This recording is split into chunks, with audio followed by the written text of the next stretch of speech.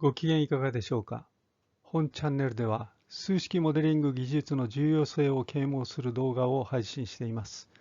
今日は数式モデルを作るときに使用する記号のルールについてお話しいたします。前の動画で述べたように、数式モデルは変数やパラメータに記号を割り当ててシステムを記述した数式です。割り当てた記号はそれが何を表しているかを直感的に判断できるようになっていなければなりません。そうでなければ、論文などに与えられた数式モデルを理解するのに無駄な時間を費やしてしまいます。このため、数式モデルを作成する際に使用する記号にはある程度のルールがあります。でも、このようなことは教科書のどこにも書かれていませんね。もちろん、このルールを無視し、独自の記号を用いてモデル式を書き、論文を投稿しても構いません。しかし、査読者に論文が読みづらいという印象を与えてしまい、論文査読の段階で内容の良否にかかわらずリジェクトされることになるかもしれません。変数、パラメータに対して使用する記号の一般的なルールをまとめると次のようになります。1、できるだけ該当する英語の専門用語の先頭1文字を使うようにしましょう。変数、パラメータの種類によってはギリシャ文字を使用してもいいでしょう。2、数字の代用となる記号は必ずイタリック体で書くようにしましょう。3、意味の補足、同じ意味を持つものの区別にはローマン体の下付き添え字を用いるようにしましょう。4、速度乗数のような特別なパラメータには汎用されている記号を使うようにしましょう。5、基本的には多くの研究者によって使用されている記号と同じものを使うようにしましょう。化学反応を伴うシステムに対する数式モデルを作る場合に最も必要な知識は物質濃度の表し方です。これは物質 A が反応により物質 B へ変換される反応スキームを表しています。物質濃度を記述する場合、次のような3つの方法があります。方法1は物質名をイタリック体で書くものです。これは一番簡単な方法で、式をノートに素早く筆記したいとき便利です。私はよく利用します。しかし、式を手書きしたい場合、これを後で確認するとき、文字がイタリック体かローマン体かを判別しづらいことが欠点です。方法には物質名を大括弧でくくるものです。物質名はローマン体で書きます。括弧が強調されるので、それが濃度を表していることがすぐにわかります。しかし、多くの式を急いで筆記する際には、わずかに手間がかかるため、これを煩わしいと感じるかもしれません。方法3は、濃度の英単語、コンセントレーションの頭文字 C をイタリック体で書き、これに物質名をローマン体の下付き添え字で付記するものです。記号 C がイタリック体かローマン体かの判別がしづらくても、すぐにそれが濃度を表していることを容易に判断できます。また、括弧に比べて C という記号は一筆で書けるので、式を急いで書くときに便利です。この方法は化学工学の分野でよく用いられます。どの方法が良いかは自分で判断してください。それでは、これからいくつかの例を挙げて数式モデルの表記法を説明します。いくつかの式を直接示しますが、これらの誘導法は後の動画で詳しくお話しします。最初の例は、酵素が触媒する反応システムに対する数式モデルです。反応スキームは、例えば酵素分子を E、これに結合する基質分子、すなわち反応物を S、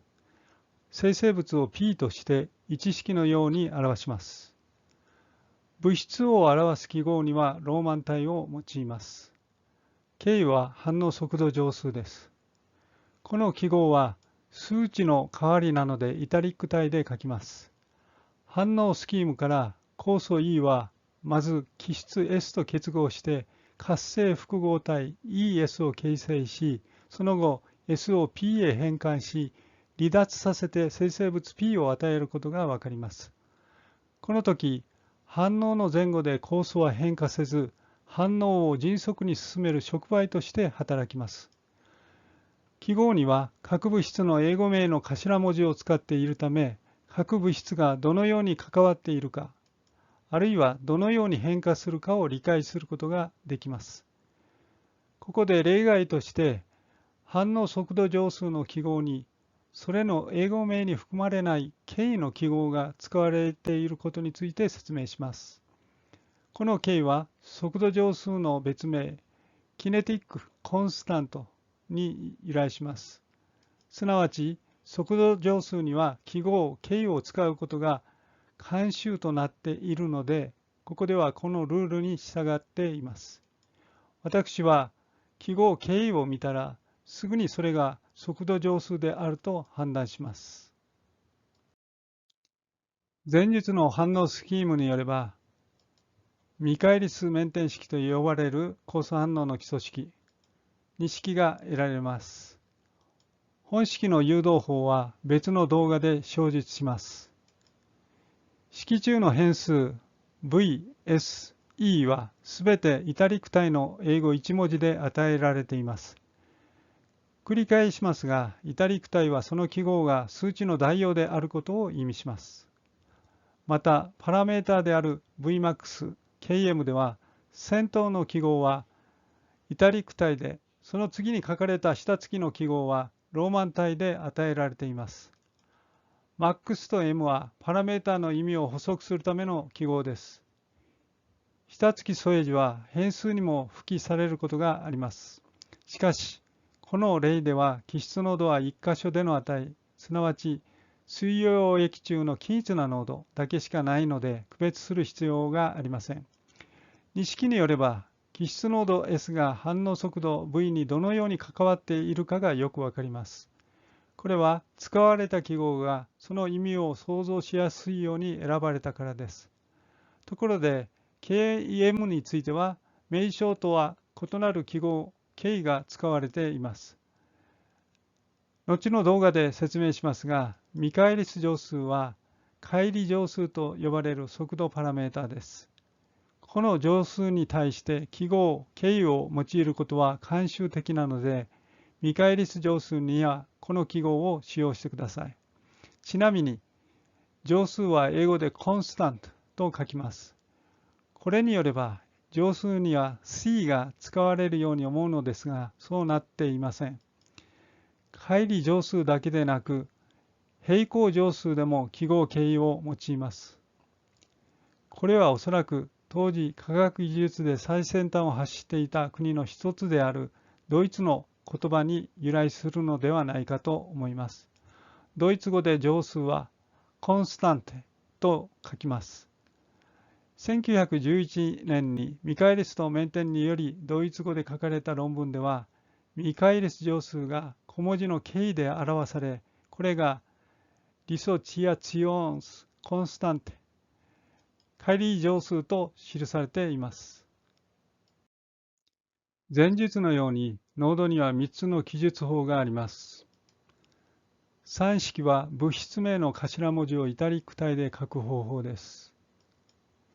4式は物質名を大括弧でくくる方法です。5式は濃度の英語名、コンセントレーションの頭文字に物質名を下付き添え字で書く方法です。どのように記号を記述するかは自分で決めなければなりません。いずれにしても、このようにきれいにタイプしてしまえば、どの方法においてもその記号が濃度であることを間違いなく判断できます。唯一、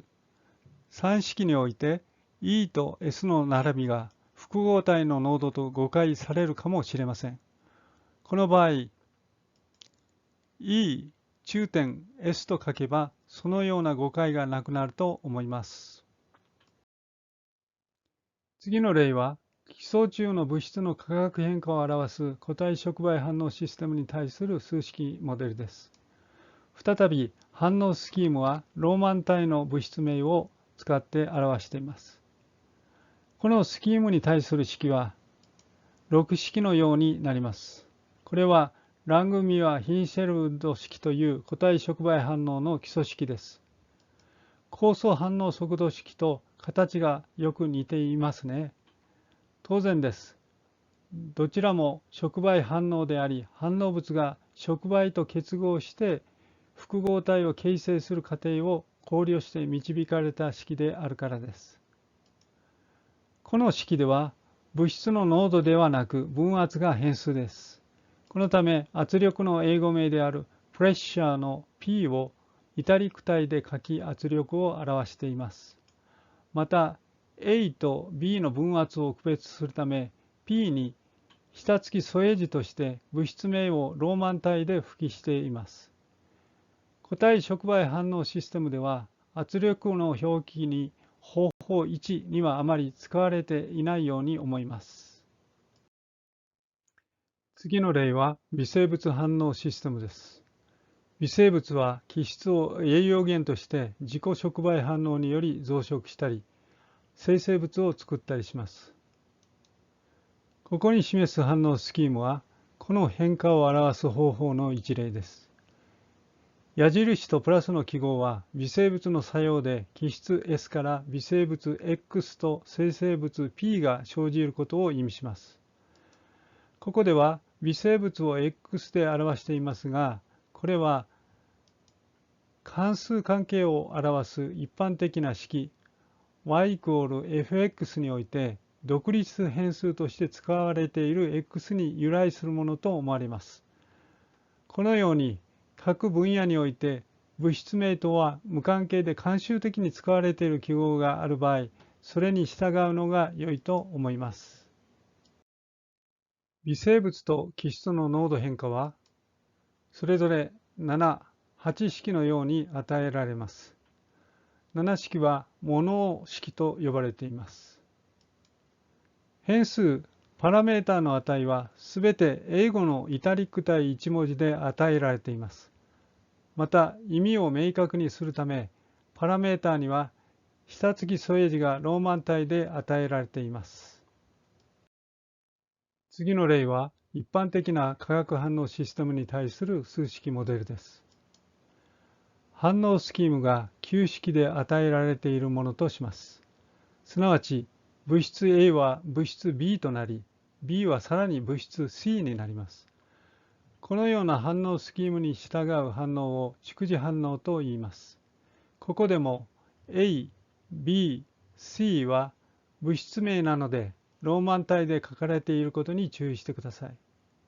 一方、反応速度乗数である K は数値の代用なのでイタリック体で書かれています。詳細は後の動画で話しますが、反応が一次反応に従うならば、物質 A、B、C の濃度変化はそれぞれ10、11、12式で与えられます。また、初期条件はこのように与えられます。ここでは濃度に対して記述法3を使っています。以上が変数、パラメータを数式モデルで表記する方法です。例外があると思いますが、これについては実際にモデル式を誘導して議論を行う際に説明します。補足ですが、末字も数値の代替となる場合があり、その時には使用する記号をイタリック体で書かなければなりません。例えば、等差数列、等比数列のように順番に並んだ数値 x の n 番目の値を表す場合、xn と書きます。この場合、x ばかりでなく、下付き添え字 n もイタリック体で表します。また、上付き添え字も数値の代替であればイタリック体で表します。見返りスメンテン式の記述において間違って書かれた式をよく見かけます。例えば本式をこのように書いたとしましょう。乗式は正しく書かれています。しかし下式では最大反応速度と見返り乗数の下付き添え字がイタリック体で書かれており間違いです。M に何か数値が入るという誤解を与えてしまうので、この表記は使わないようにしてください。以上、今回は数式モデリングの基礎の章において主要記号のルールを説明しました。その内容をまとめます。1、数式モデルを作るにあたり、変数のパラメータに使用する記号は一定のルールに従って選ぶべきである。2、基本的には多くの研究者によって使用されている記号と同じものを使うようにする。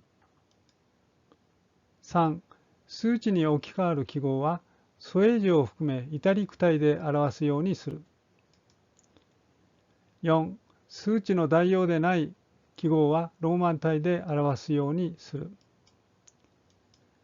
今日のお話はこれで終わりです。